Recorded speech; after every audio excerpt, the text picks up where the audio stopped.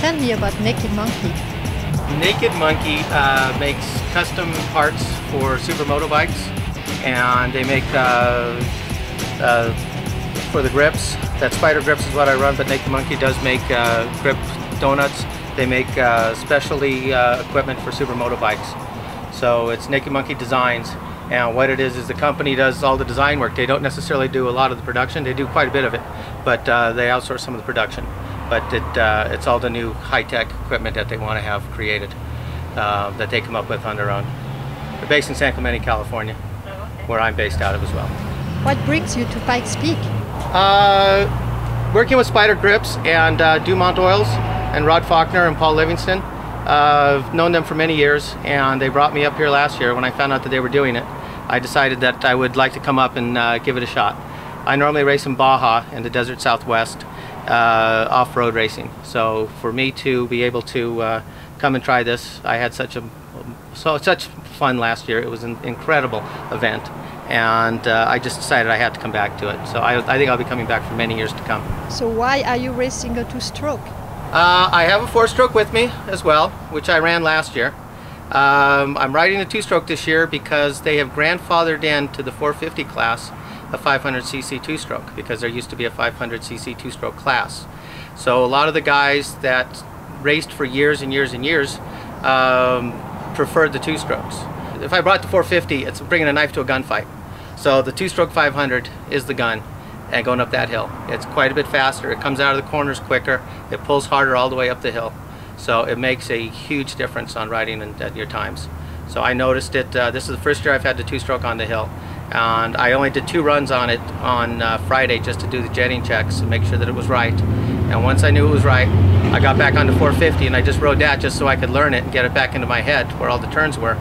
But this bike is significantly faster than the 450. Both Hondas are built for different things, but you gotta bring the right bike, bring the right tools to do the job. And this one, believe it or not, is the right tool. Did you have to make any adjustment for the altitude? Yes, yeah, there is quite a bit of adjustments done to this. There's a device made by a gentleman named Holtzman out of, he's out of the East Coast. I believe he's in Minnesota. And he sponsored me for the devices that I put on both of them. And it's an altitude and temperature compensator that's inside the airbox, and it hooks onto the carburetor. It was specifically engineered by him for snowmobiles, for when you're riding up into high altitudes in the snowy levels, and it's very, very cold. And our temperature will change 20-30 degrees from where we start at 9,000 feet to where we end at over 14,000 feet. And you never know, from every 10 minutes the temperature might change up there, and it may snow, it may sleet, it may hail. You never know what you've got. So there is a special device made onto this carburetor that I set at a base level when before I start the bike each time. I set it for that base level, and then I start it up and away it goes. And it's Holtzman Engineering manufactures that and sponsors us with that. So I have it on both bikes. And I can't tell the difference if I'm at 9,000 feet or if I'm at 14,000 feet. The thing still makes the same horsepower.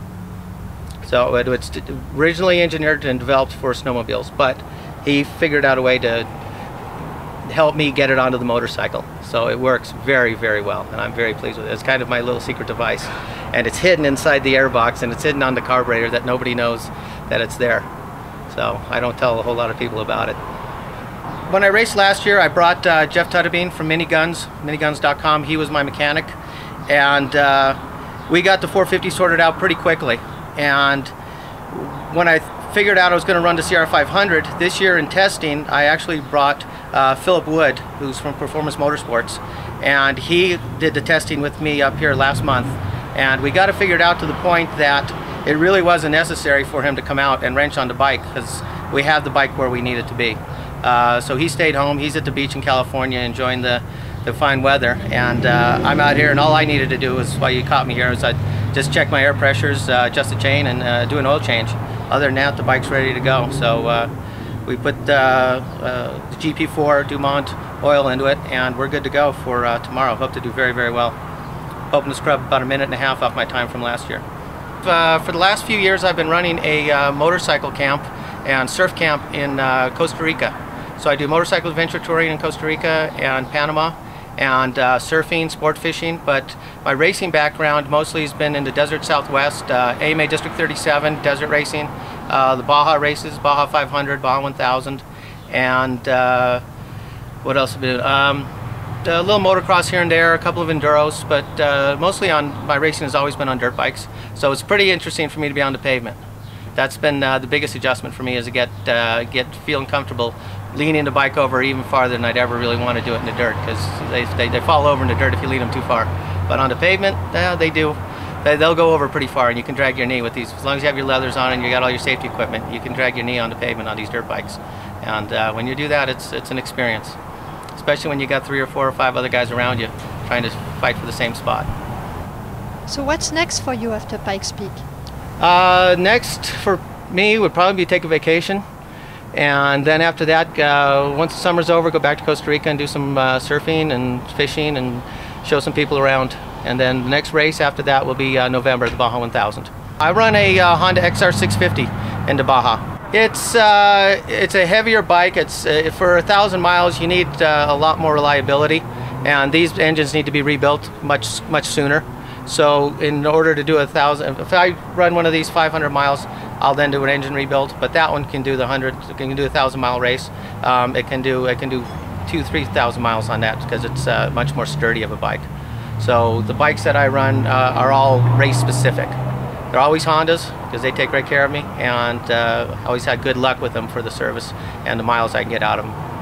This one's a 1997 of all things, and I actually also have it's street legal, so I can ride it on the street for testing. So I did a little bit of that. I put the headlight and turn signals on it and rode it in California at high altitude on pavement, so I could test for bikes and make sure that I kind of felt comfortable on it with these type of tires on it.